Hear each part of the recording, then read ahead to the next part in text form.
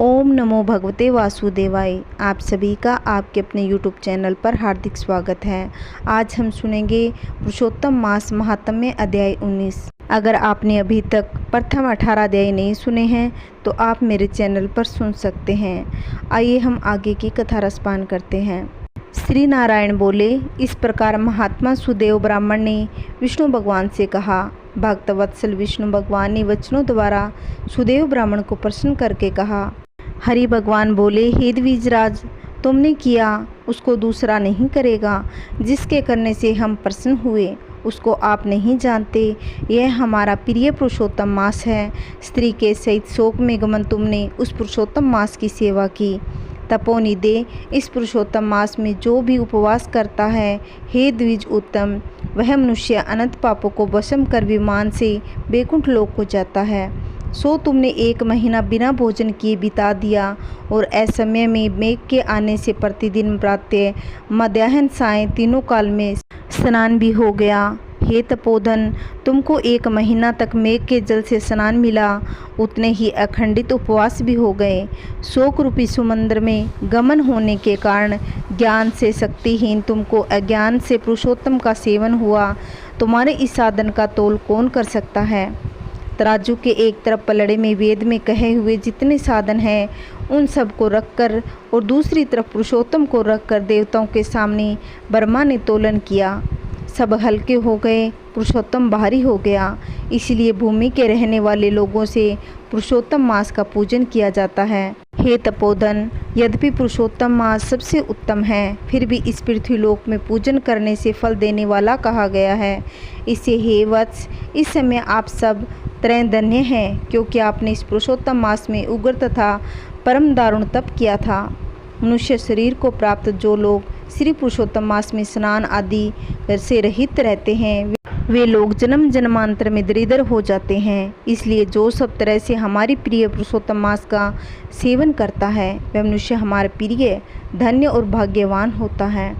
श्री नारायण बोले, हे मुनि, जगदीश्वर हरि भगवान इस प्रकार कहकर गरुड़ जी पर सवार होकर सुध बैकुंठ भवन को शीघ्र चले गए। सपत्नीक सुदेव शर्मा पुरुषोत्तम मास के सेवन से मृत्यु से उठे हुए सुखदेव पुत्र को देखकर अत्यंत दिन रात प्रसन्न होने लगे।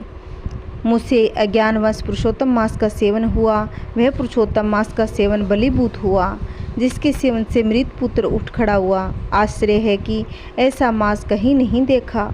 इस तरह आश्चर्य करता हुआ उस पुरुषोत्तम मास का अच्छी तरह पूजन करने लगा। वैसा पत्नीक ब्राह्मण श्रेष्ठ इस पुत्र से प्रसन्न हुआ और सुखदेव ने भी अपने उत्तम कार्यों से सुदेव शर्मा पिता को प्रसन्न कर दिया। सुदेव शर्मा ने पुरुषोत्तम मास की प्रशंसा की तथा आदर के साथ श्री विष्णु भगवान की पूजा की और कर्म मार्ग से होने वाले फलों में इच्छा का त्याग कर एक भक्ति मार्ग में ही प्रेम रखा।